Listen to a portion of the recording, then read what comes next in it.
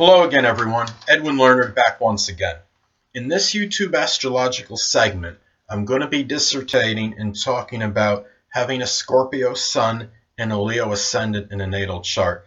This combination's a little bit, let's say, complex, but it just, to me, you have like the Scorpio Sun that's can be very introverted. It's a feminine sign, can be very secretive and mysterious. And then you have, even though they're square by aspect, okay, they're incompatible by signs, but they're almost like so opposite. You have a Leo ascendant that is a masculine sign, can be flamboyant, can be very attention-getting, perhaps wanting accolades and recognition for what they do. So you have this Leo ascendant that is camouflaging a very reserved and secretive Scorpio Sun. So this person might come across as a lot more outgoing and extroverted than what they really are inwardly.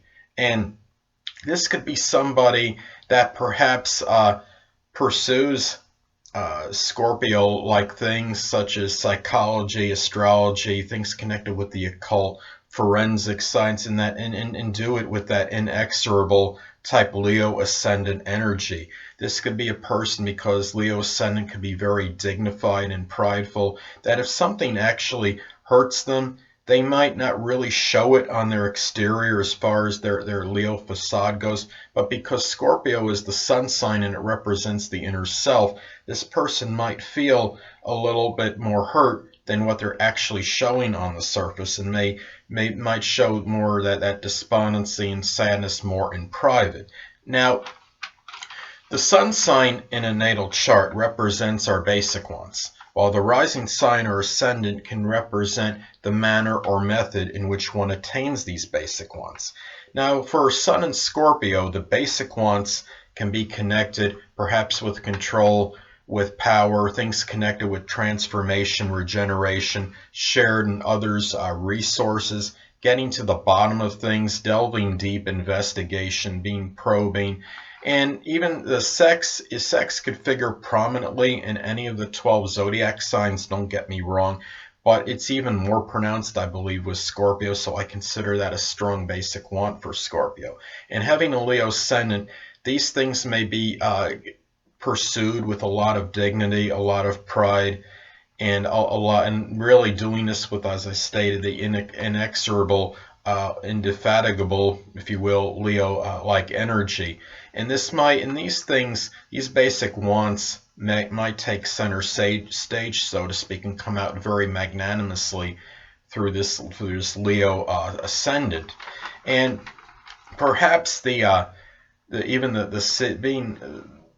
fact that you have the Leo ascendant, maybe these things connected with the transformation, regeneration may come through a Leo-like career, such as entertainment, such as something connected with maybe with the military, having a prominent ranking in it, something with leadership, with authority, maybe perhaps even being some kind of motivational speaker. Leo rising can be very optimistic and encouraging, and you have that Scorpio Sun ability to transform, so you have that kind of injected into that Leo ascendant filter, so to speak. So in that sense, these energies can work well together, as they are both fixed signs. It could be very intractable, but on the negative side, somewhat domineering combination. Now, it could also, perhaps the thing connected with the power and control, these things might maybe through one of these Leo-like professions where this power and control, they have this, maybe they feel they have this in their life when they have one of these, maybe a Leo like type profession, as I stated before. And something what's important to remember too is that, okay, you want to look at, as far as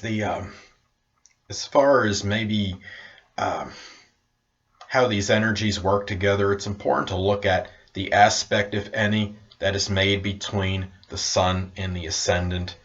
And if you have in many cases, they're incompatible by sign, but if you have a square aspect, it could make the energies really not even work, maybe a little even less positively together, because you would have that the square aspect is adversarial, it's adverse. And when someone has a square, a negative aspect, it could indicate that even if they're not cognizant of their astrological placements, that there might be some feelings of being misconstrued or misunderstood by others. And because even if they're not aware of the astrological placements, they may feel that what they're projecting outwardly may be strongly different than what is going on inside, and could lead to feelings of exasperation and tension. Now, you could actually have an out-of-sign sextile aspect take place, which would be auspicious. You still have the energies incompatible by sign, but having a positive aspect will make it work a little bit better. Now, let's say the Scorpio Sun is 1 degree and the Leo Ascendant is 29 degrees. Well, that would form an out-of-sign sextile aspect. And with that, you would have a little better integration of these energies than otherwise indicated. Let's say you could actually also have an out-of-sign trine aspect take place. Let's say the Scorpio Sun is 28 degrees and the Leo Ascendant is at 2 degrees. That would form an out-of-sign trine aspect, which would be positive and auspicious. And just like the sextile, and even though they're incompatible, they're square by sign, you could still have a little better integration and more positive blending of the two with a trine aspect. Now, it's also important to look at the house placement of the Sun in Scorpio, because even though the Leo Ascendant may strongly suppress or conceal this Scorpio Sun energy, it may still come out at least somewhat prominently in that particular house that it resides in. Now, let's say that the Scorpio Sun is posited in the 3rd house. Well, you might see this emotional intensity come out in their communications. Perhaps it came out strongly to some degree in their early education in life, maybe perhaps with brothers and sisters. If maybe you might see a little bit of that power control come out with them, if applicable, if the person does have siblings. And but at the same time, that energy may be dissipated a little, being the fact that that is a cadet house. And then, as you know, the energy of planets can diminish in cadet houses. Now, let's say that the Sun in Scorpio is posited in the 4th house. Well, this can accentuate and emphasize the Scorpio energy a little bit more, because it is angular. And when we look at these things with the emotional intensity might come out in matters pertaining to home and family life. And this ability for transformation, regeneration can be done.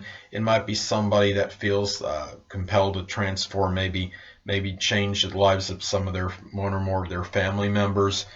Well, if the Sun, let's say the Sun in Scorpio is posited in the 5th house, if the person has children, this person might show that strong Scorpio energy, that emotional intensity, and matters connected with that, perhaps with romance, and maybe in their creative endeavors and hobbies.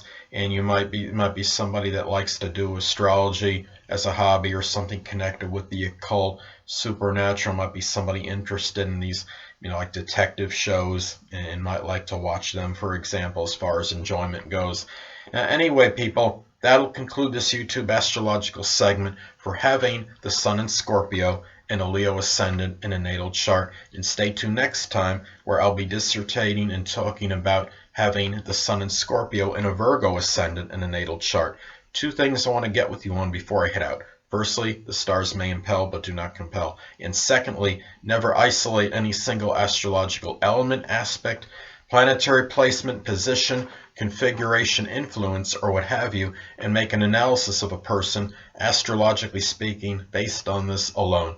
Because astrologically speaking, the person is the sum of all their components in their natal chart, and not just one. Until next time, people, stay well.